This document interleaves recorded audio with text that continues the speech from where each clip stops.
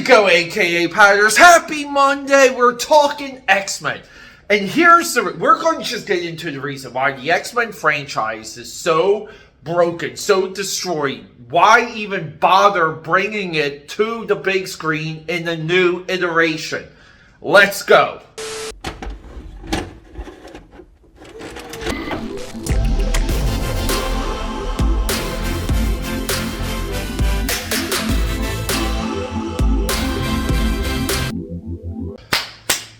We're back, aka Padders. It is a game day. Eagles, KC, Monday Night Football. Eagles haven't played, it seems like, for a month. But guys, this whole city, Philadelphia, PA, it is buzzing, it is on fire. No one's working today, but we are. We work here at the AKAPAD Army. Peter A. DeLuca here, aka Pad 6. I say it with me. Known through Philadelphia, PA, Europe, and the vast multiverse as your eclectic one. People, I laid low this weekend. Why did I lay low? Because I'm still recovering. I got this virus that is like it is every single day. You know, like we're getting better, but we do dip. But overall, this weekend was my website work. I'm going to get into that after we hit that drawing table, because at the drawing table, X-Men, Uncanny X-Men 341, Joe Madureira, Cannonball versus Gladiator. Let's just put it up. Okay, guys. This image went viral pretty quickly. X-Men Gala, modern day X-Men. This is your new team. We have something weird Cannonball. We have some creature on the back of another creature. We have a guy at the bottom giving us a smirk. People, I'm being a little facetious here because the details of this picture aren't good enough for me to even know who these characters are. You might take the position, Peter, you have to read the book. Wait till you read the book until you judge it. No. This is how it's being presented to me. These are comic books, and this is how we're looking at mutants in the Marvel universe of today. People, I got zero interest. This is LAME. It is horrific, and the reason why we're talking about 341, I may have said 241 previously, but the reason why we're talking about this issue, because I remember when this issue dropped. This issue shook everyone up. You had to get this issue, you had to read it. If you were catching up on X-Men, building into this issue was highly anticipated. It was important. It was fun. It was the first time that we saw Cannonball get unleashed, and we were hinting at the time, towards later when Grant Morrison would kind of unravel as Omega level mutants, which is start of the bad ideas infiltrating the X-Men. People, the X-Men were challenged in the Cable era, in the Xavier assassination era, to get through those storylines and Executioner Song and so on and so forth. It was really tough because a lot of the X-Men's mystique was predicated on this unknown future and some of these unknown events. What they did that was wrong was they actually did those events. Look, Executioner Song was so much fun to read with all those polybagged, all of those trading cards. It was a lot of fun to read and follow when they came out. But the X-Men were kind of painted into a corner at one point. But you work through it all, right? You have to get through it. They did these big epic storylines. They changed Wolverine. So a lot of it was that the highlight of the X-Men was kind of like B-level characters. Cannonball. Let Cannonball have his day. Let Cannonball have his moment. And the reason why this image here isn't being removed, because when we focus on Cannonball, of this new X-Men team, we're reversing so many of the seeds that were planted. I mean, at this point, over 10 years ago. I mean, it's a long time since this issue came out. But the big idea that fascinated, that captured the lexicon, that captured the imagination for this issue was that Cannonball had something else in him. There was a little nugget of extra power. There was another level that not even Xavier or Jean Grey or Cerebro could pinpoint or detect.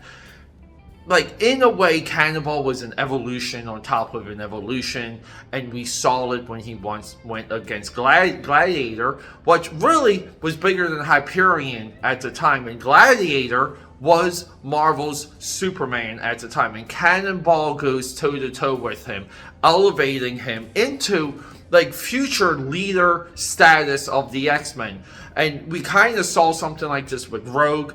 We get into the Rogue Squadron, which is their Shi'ar Empire space adventure. I believe the third time that they went through that, went through the Shi'ar Empire.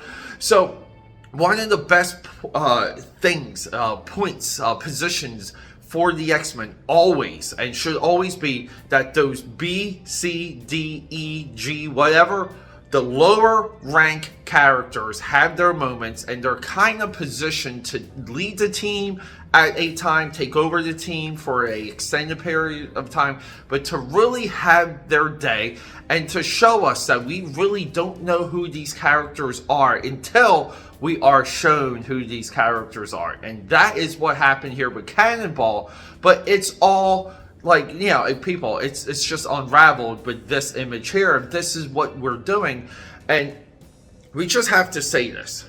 Why bring any new interpretation of X-Men to the big screen? At this point, even Marvel Studios, Kevin Feige realizes this. They know that there's nothing to mine because what is to be mined was already mined between the Deadpool movies and Fox. I mean, they already got Cable, Deadpool, we got Apocalypse, we got Dark Phoenix maybe 3 times live action. People, there's nothing left.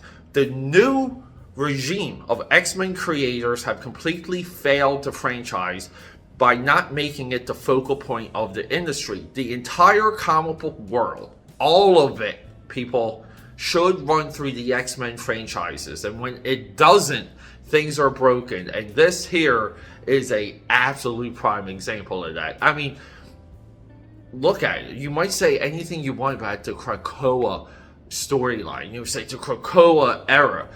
If the Hellfire Gala is a part of that era immediately is sub-issues, I think 1 through 60 before the original X-Men book went to print. That's right, I'm putting the original X-Men books above the Krakoa era. It's just an opinion, but people, let's hit the drawing table. Let's just idolize and let's fetishize how awesome Cannonball is in this issue. Let's go. And here it is, people. Uncanny X-Men 241. 2 things to note. They're in New York City in this issue. I don't recollect exactly how they ended up in Times Square, New York City, Christmas, all that jazz. Gladiator, I'm not 100% Gladiator is referenced in Coming to Earth. Cannonball, Magneto. Cannonball, alone against the power of Gladiator. Let's just get to it, everyone. We have Scott Lobdell, who writes one amazing issue. Joe Madureira, Tim Townsend on inks. Bishop, Beast, Cannonball, Rogue, Magneto. Okay, so this is the Magneto, Joseph.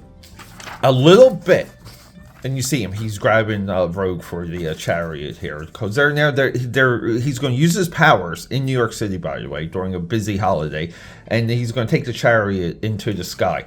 We're kind of doing a little bit of a dance here because we still have the lingering relationship of Rogue and Gambit, but then we have the longing of the Savage Land Rogue and Savage Land Magneto from the Jim Lee era.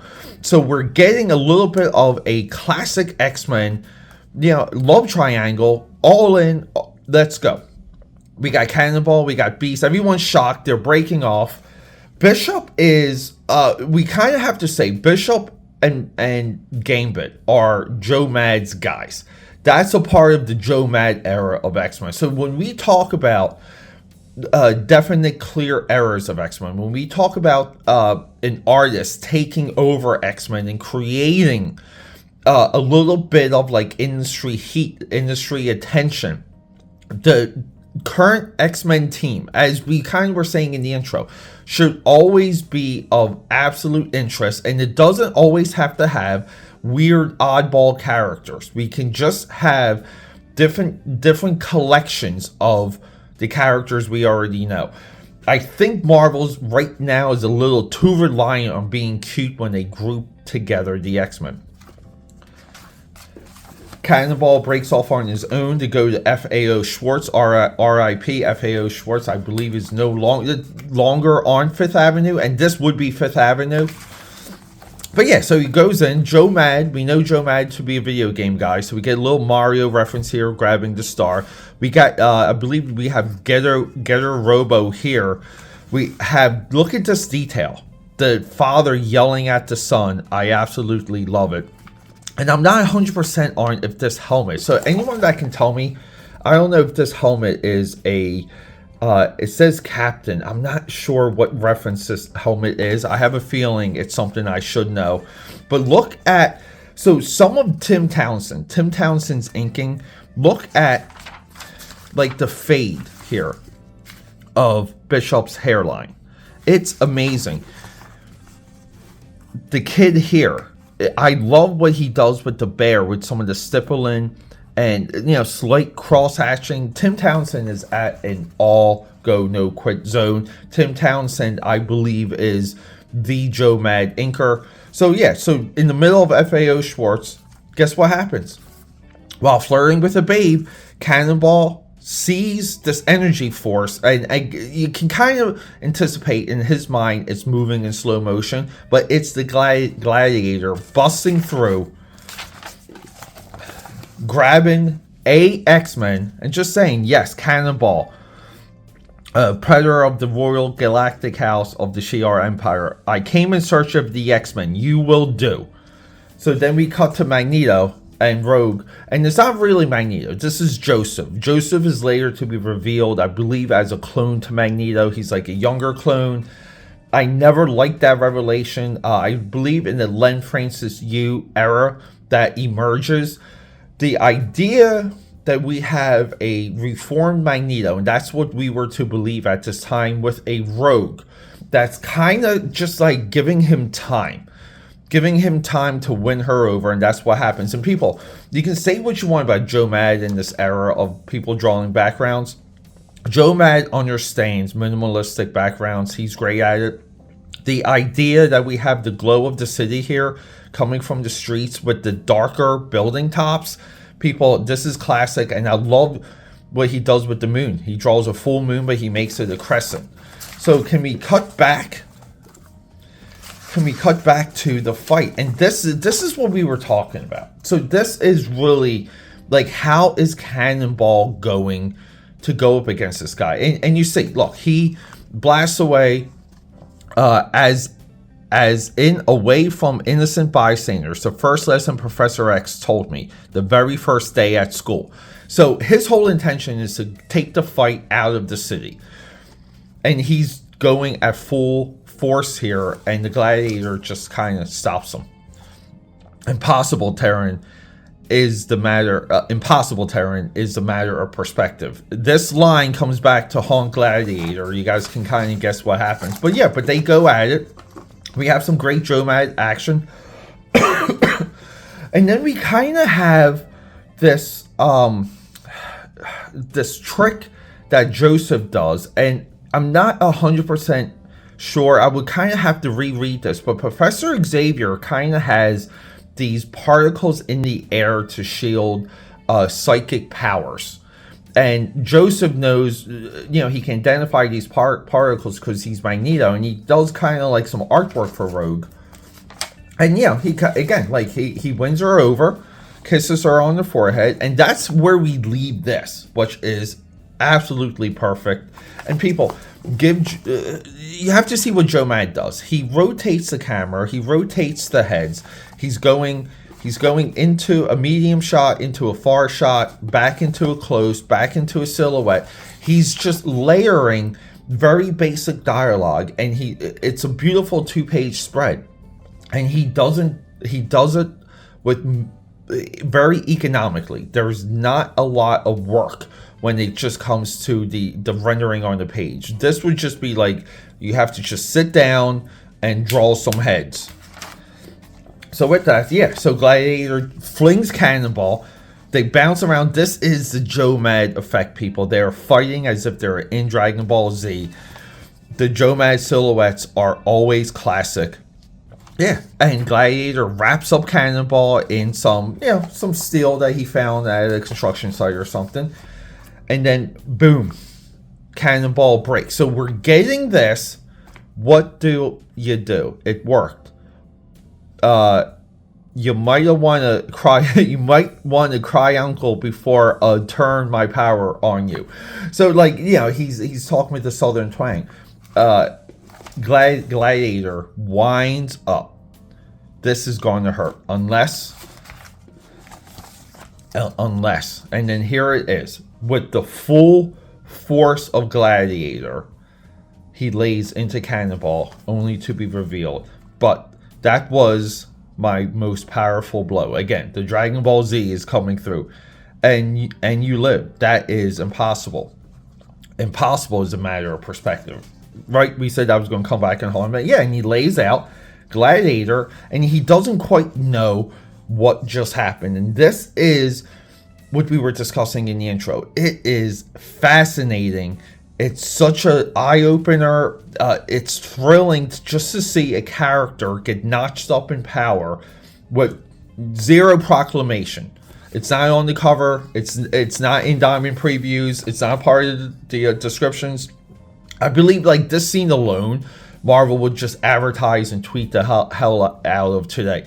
But the power of discovering moments of characters through the inertia of reading the monthly book, that is the power that we're at. So, conveniently, we get the X-Men showing up. We get Beast, and Beast is like, hey, how'd you do that? When'd you figure that out? He goes, I just figured that out 6 seconds ago. Gladiator bursts up from the rubble. We have Rogue, we have Joseph coming back. So, like, this is a very convenient convenient moments here for everyone, because we're just at the center of the action. We just happen to be at the center of the action, and Gladiator basically gives them his plight. He goes, look, people, the Shi'ar Empire is, they need you. They need the X-Men. They're going to fall. And he sends everyone these orbs, and the orbs just transport everyone but Cannonball. And this is great because he just went toe-to-toe to Cannonball. Cannonball just kicked his butt. He goes, for if your 6 comrades are not successful, Shi'ar Empire will fall. But before, Cannonball's like, but what about me? To send a youth into such danger would be a lack of honor. People, this is, again, this is continuity. This is on par. This is on track with everything that Gladiator is in these books. And in the beginning, if you want to talk about continuity, when he's going toe-to-toe with Gladiator, like when they first start, he essentially says that, look, he says that they, how am I going to beat this guy? He took on the Fantastic Four in 1, and we have the reference, Fantastic Four 250. That's the John Byrne issue. So, again, this is why continuity is absolutely important, but this is the X-Men, and this is something, I hate to say it, I hate to be doom and gloom, but this is something we will never get again. And that's why we have to document it. Holy crap, people, I'm sorry. That intro was long. I apologize. But we're back. We're back from that drawing table.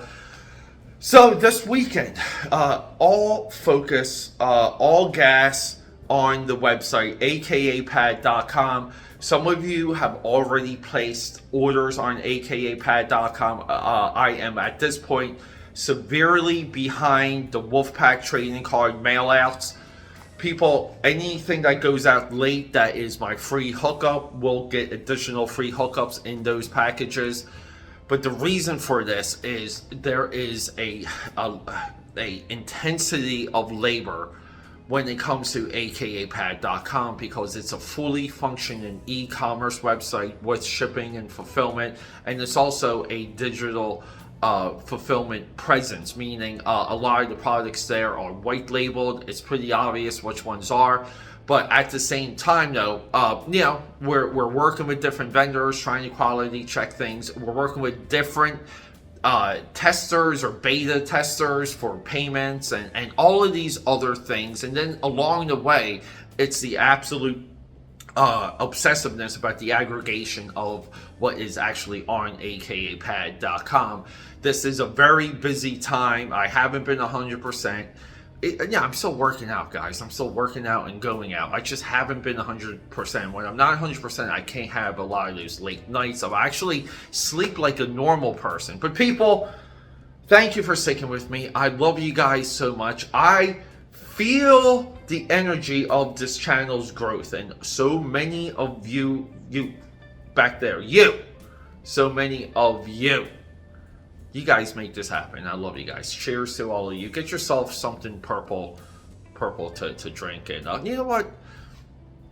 Give Taylor Swift a shot.